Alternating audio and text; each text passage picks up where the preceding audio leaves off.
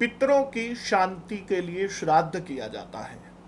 हर वर्ष श्राद्ध पक्ष आता है और श्रद्धा से हम तर्पण पूजन इत्यादि अपने पूर्वजों के निमित्त करते हैं। और हमारे पूर्वज भी इन 15 दिनों में, श्राद्ध 15 दिन का होता है श्राद्ध पक्ष, इन 15 दिनों में पृथ्वी पर रह कर के ही कामना करते हैं कि हमारे पुत्र पौत्र इत्यादि हमारे निमित्त श्राद्ध करेंगे।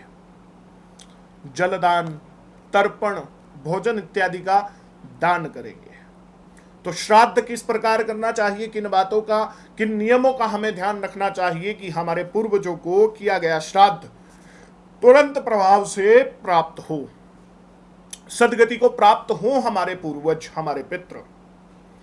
तो साथियों, सबसे पहली बात तो ये ध्यान रखनी है कि जिस दिन जिस भी पूर्वज का श्राद्ध हो, नाखून नहीं काटने हैं, बाल नहीं कटवाने हैं और सुबह के समय ही जल्दी जल्दी नहा करके तैयार हो जाना है।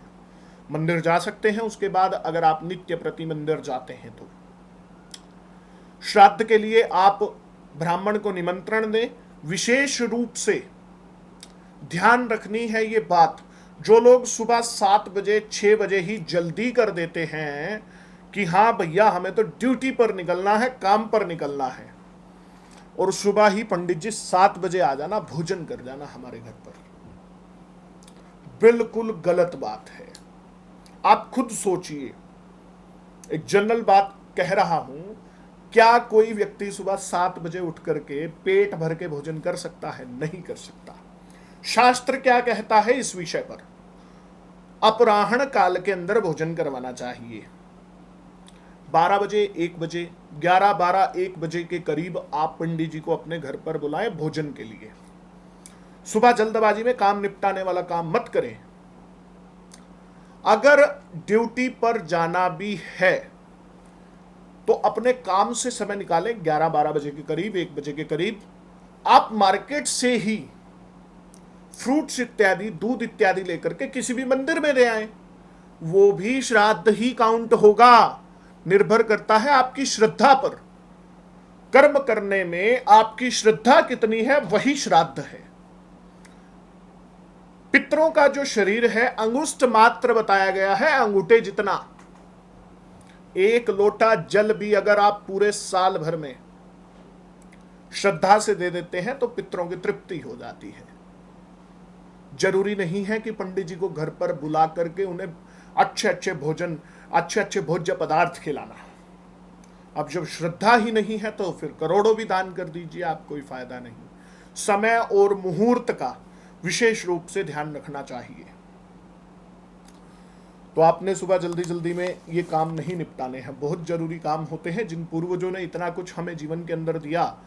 विशेष रूप से तो हमारा जन्म ही पृथ्वी पर हमारे पूर्वजों के माध्यम से हुआ। हमें जिन्होंने पाला पोसा, उनके लिए हम 1 घंटा श्रद्धा पूर्वक नहीं निकाल सकते क्या?